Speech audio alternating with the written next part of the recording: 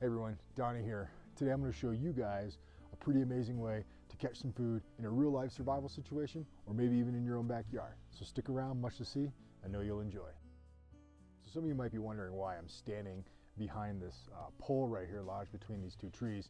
Well, it's kind of funny because that's what I'm going to discuss here. I'm going to discuss today a trapping concept, more of a survival trapping concept called the squirrel pole.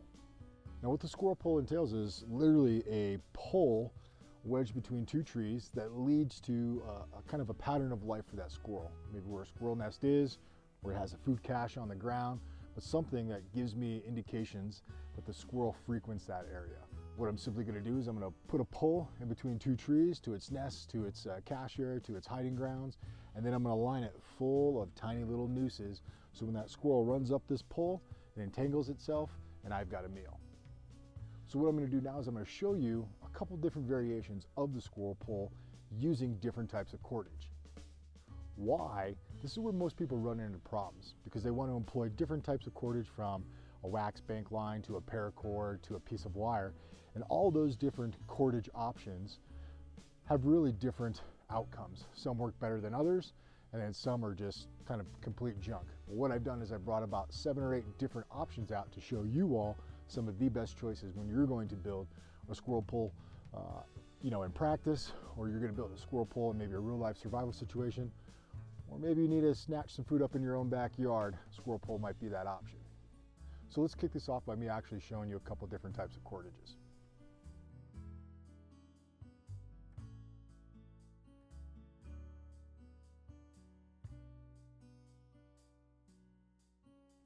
So what I've just shown you guys is a still shot of a couple different types of cordages. What I'm going to do is go over some of the advantages and disadvantages of each one.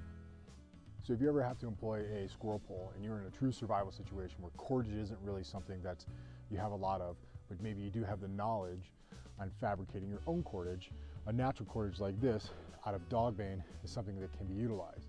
So with this sort of cordage right here, you do have to have a knowledge on reverse wrap or some sort of braiding method to make this cordage. The downside of this is that it's very easy for an animal to chew through it in any sort of trapping situation. But luckily with the squirrel pole, after the squirrel gets entangled, it drops and sometimes it will break its own neck. Natural cordages are an option. For the most part, it's not bad in a field expedient sort of survival-like situation. Still falling into those natural cordage lines, I have a piece of twine and some hemp you could pick up at any hardware store. Another piece of natural cordage or natural material is this guy right here. This is called cat cordage. This is actually the twisted intestines of a pig.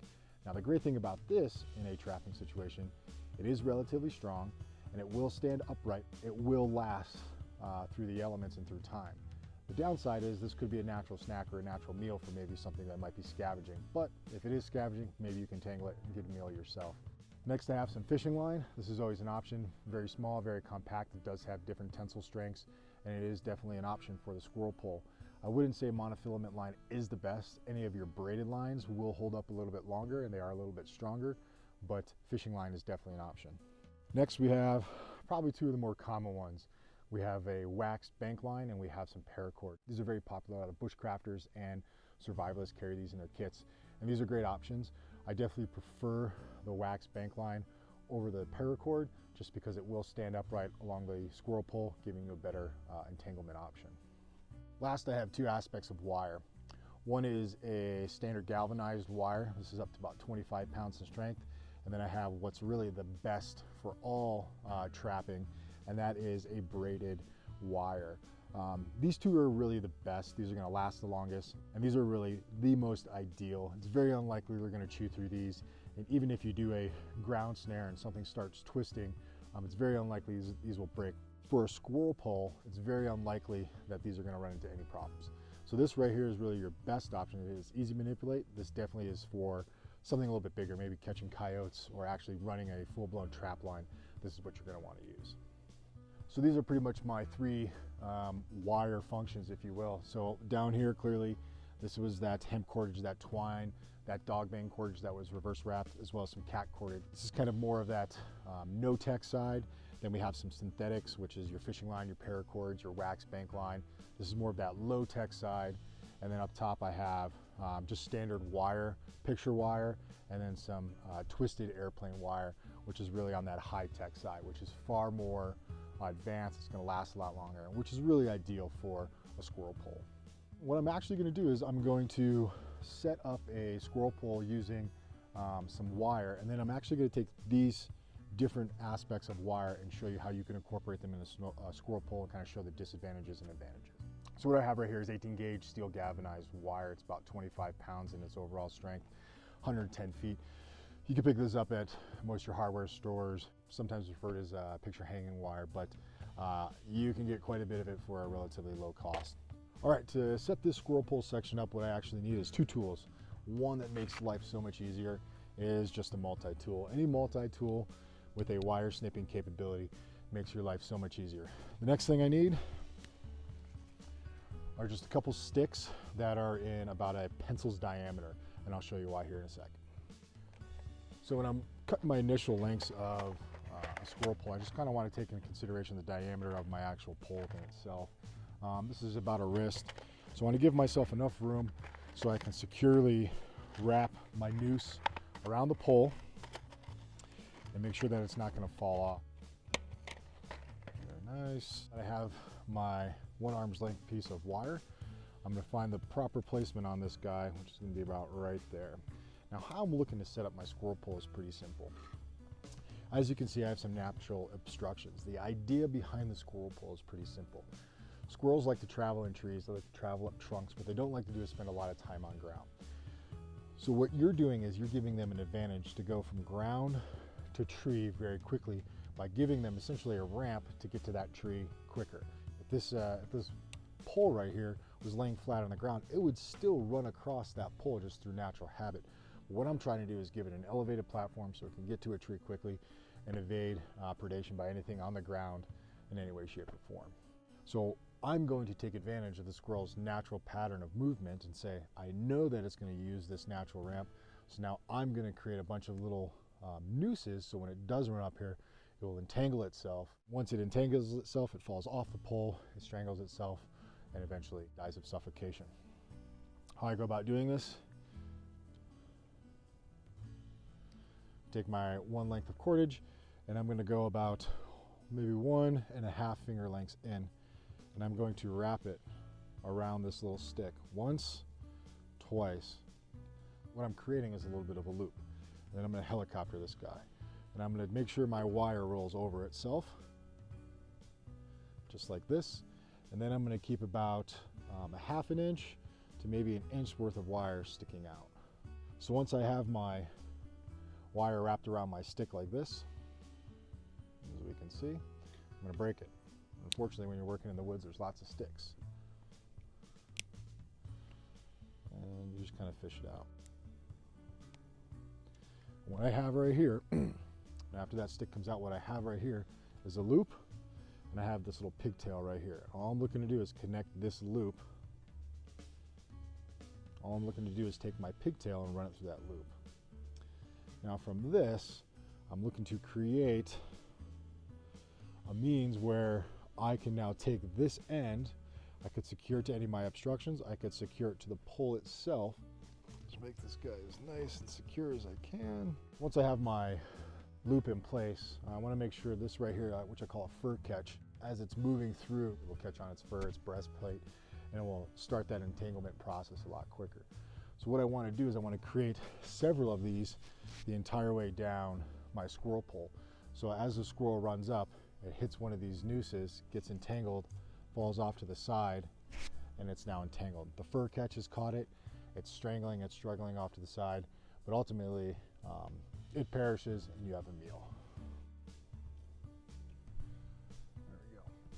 You don't want to make your loops too big because you got to remember a squirrel's head is pretty small as well as its body. So I just want to make sure that the squirrel is likely to travel through this opening, entangle itself on this fur catch, or even have its shoulders catch this lower section and entangle it so you have a meal. So I got one loop up. Let's do another one. First, going to take my stick, wrap it around once, twice.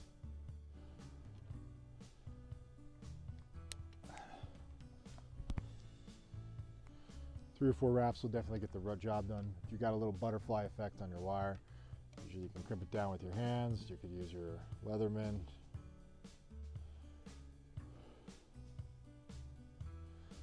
Let's wrap this guy around.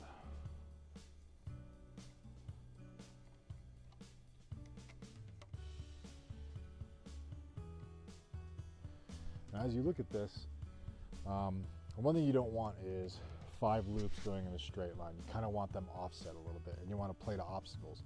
I know it's very likely that the squirrel's going to maneuver between these 2 little pieces of branches sticking up. So knowing that, I can take this guy and kind of give myself that natural pattern of movement advantage.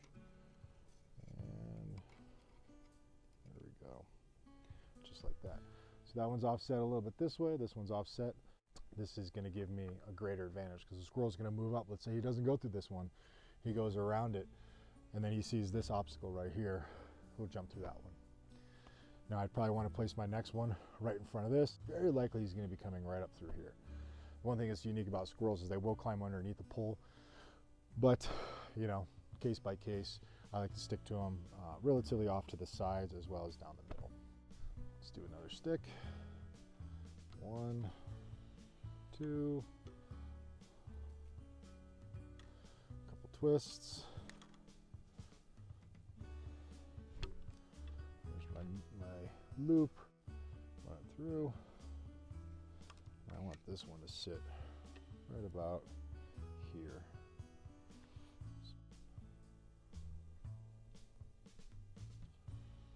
All right, so as we're looking at this, you can see I've got 3 loops, just generally kind of offset in different ways. If they have to be in a straight line, they got to be in a straight line. Ideally, you don't want to. You just kind of want to play to these obstacles. If it's just a smooth branch, you kind of want them staggered like this, where you have a loop and then a loop just offset. Ideally, you'd like to be able to cover the entire pole with nooses, just like this. But let's say you're down on cordage, you don't have a lot of options. Then you really want to play to as much advantage as you can as using some of these natural obstacles. So in this case, let's say I could only do 3. This is a great spot between this little fork here. It's a great after path. This is a great continuation path. So this is when they approach, they figure out where they're going. Hey, they're going to jump right through this area. They come through, maybe they miss, maybe they hit, entangle, and fall. So as much wire that you have or cordage that you have, you're just going to increase the odds with every single loop or every single noose that you could put on there. So there's 3 wires. Again, I'd want to cover my entire pole with as many wire nooses as I could. Really, again, it's based on the amount of cordage that I have, how much time I have, a couple other different factors. But ideally, if I got enough, I want to cover it all. Okay, so right here, I'm going to throw one of these guys into a piece of paracord and then some bank line. So let's use a piece of bank line now. Bank line is another great option. This is pretty popular for most survivalists and bushcrafters because it's just versatility. You can do a lot of things with bank line, and it's a pretty popular piece of gear that people will pack with them. So I'm gonna get a similar length, and essentially you're gonna work the exact same way, but instead of doing a stick to create that noose, you're just gonna do a little overhand knot and create just a little loop at the end, similar to that right there. You can kind of see. I'm gonna run my bank line straight through that loop, and then I'm gonna find that ideal spot again. Now this is where the problem comes with any cordage that is not a wire, is that these loops are very flimsy and they can get blown over in wind, but you can position them in ways where they'll get hung up just through natural habit of them kind of resting on different little pieces like this. So you got this little branch sticking up. I can wedge my knot in there, give myself a little bit of a loop, and hopefully get it to stay in place. Yeah, that could kind of work. Squirrel's traveling up. As it moves its body through here, it entangles, it loosens that knot. As it's continually moving, it gets stung or hung up, swings down, and away it hangs. There we go.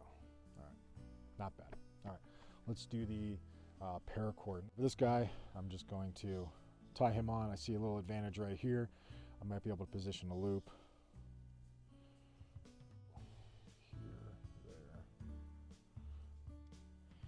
Paracord's really not the best. It's too thick, to be honest with you.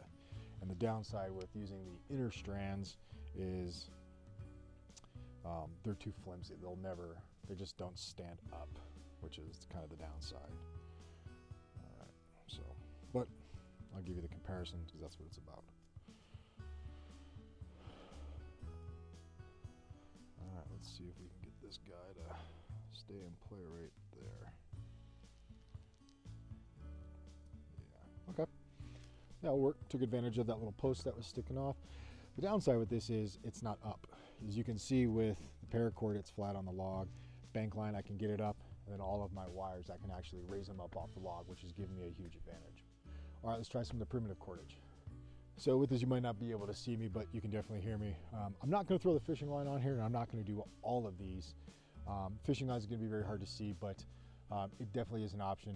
Here, I have that reverse wrap dog bang cordage. I have some hemp cordage again. I have some twine, and then I have this stuff right here, which is called cat cordage. And I want to use the cat cordage just because it is a little bit more rigid, and kind of show you how it works. So again, this is the intestines of a hog.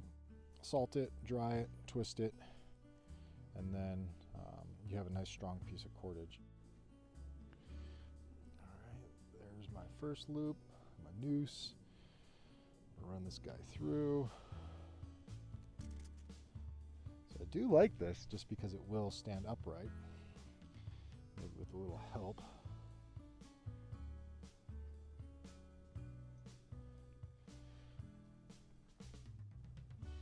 All right. Yeah, that's pretty nice. This will stand upright, the loose, anything comes through. I will definitely ensnare it, capture it, secure that up. And it's strong, that's the other thing. This stuff is very strong. It's almost like a better version of the bank line. This will definitely last longer.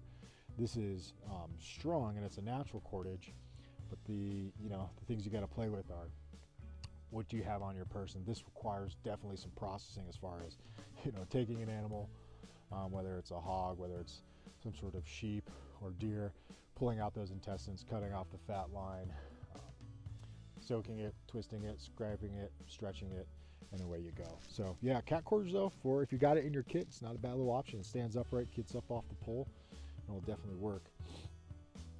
Last one I'll do, I'll save the dog bang cordage. You can kind of see it's very flimsy. It's going to operate very similar to the paracord.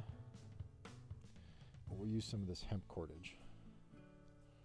This is the hemp cordage. I'm going to use that same little advantage right there.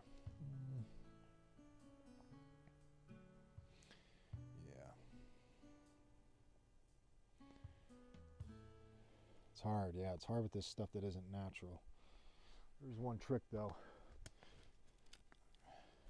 If you take some sticky sap, some of this resin, fresh resin that isn't frozen, sometimes you can run this through. It will also help mask your scent. It will also give it a little bit of a coating. Might make it stand upright and stick a little bit better.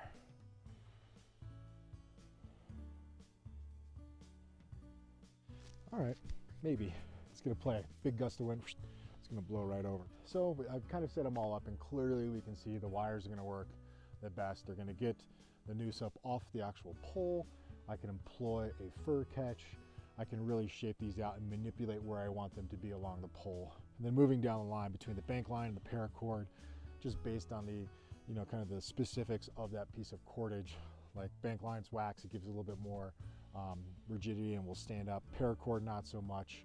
Moving down to some of the primitive cordages, the cat cordage definitely has a little bit more rigidity, which it will stand up. And between the hemp, the dog bang cordage, and the overall twine, you're gonna run into the same problems like I was running into with the actual twine. So yes, if you have to use them, it's gonna require a little bit more kind of manipulation, maybe finding some good poles and getting some sticks and using some sap to make it a little bit more sticky. Ideally, wire is your best option. Moving down into bank line, and then moving down into some sort of cat cordage. So we have very no tech, your cat cordage. We got very much low tech, which is your bank line paracord, and your high tech, which is going to be your wire. So this is the Squirrel Pole covering different sorts of cordage options. You know, if you have to make your own and give yourself an option, and go for it. Survival situation, trying to acquire food in any situation, wires are going to be the best option. Now, one last thing I want to discuss with a squirrel pole. You can find natural squirrel poles where squirrels are actually using logs that have just kind of naturally fallen into spot. That's a great opportunity for you to target your builds along those poles. The other great thing about squirrel poles is you can build them at one spot, which I'm doing right now, but I can actually take my pole, as long as it's not too big, and I can move it to a location where I see a lot of indications that squirrels are frequenting that area, whether it's their caches, whether it's nests, whether it's their poo, whatever the case may be. But a good squirrel pole, I should be able to pick up, manipulate, and move from spot to spot. If I build my squirrel pole and I put it in place for 2 or 3 days and I'm not getting anything, it's time to pick it up and move it to another location. Maybe you hit a dry hole. The great thing about that squirrel pole is you can manipulate it, you can move it. There's nothing wrong with having a pole that's a little bit taller than you building 2 or 3 of these with maybe 5, 6, 7, 8 different loops on it and trying out different areas. It's just the old concept when it comes to doing any sort of survival trapping or primitive trapping. You have to employ multiples in order to really get an effective outcome. One loop, one noose on a log is not going to get the job done. Could it? Absolutely. Are you increasing your odds by incorporating more nooses on your squirrel pole? Absolutely. Are you increasing your odds by having more than one squirrel pole? Absolutely. It's kind of a common sense no-brainer. So multiple poles, multiple nooses will get you multiple meals. I will say this, keep this in mind, it is illegal in I think pretty much every state to do any sort of primitive trapping. Now this is state to state, regulation to regulation. I know this particular method right here is not a common means for taking squirrel during small game season. It is typically illegal. So what I recommend everyone do is research your local states, your rules, your regulations on what you can and cannot do. Again, this is to show you something that you could replicate in a survival situation or a situation where you need to acquire food. This is the best way of going about doing it. This is a way, this is not necessarily the way. There's a lot of different ways you can set up a squirrel pole. This is pretty much a consistent way, more along the lines of using wire or a bank line. These are just some different concepts that I wanted to discuss as far as using more natural cordages. But creating a squirrel pole, it's a great technique, it's a great method, it's a great way for you to get some food if you ever find yourself in that situation where you have none. So again, this is Donnie Dust with Donnie Dust Paleo Tracks Adventures. Thank you so much for tuning in, watching this video. Please like, subscribe, and share this with your friends. You can definitely check out what's going on in my world at donniedust.com, as well as stay abreast of all of my course offerings at paleotracksurvival.com, as well as you can read up on some of my thoughts, ideas, and methods, and my own personal blog called the Cave Blog. That's at caveblog.com. So thanks again for stopping by. Please like, subscribe, and share this with all your friends, and I'll see you in the bush.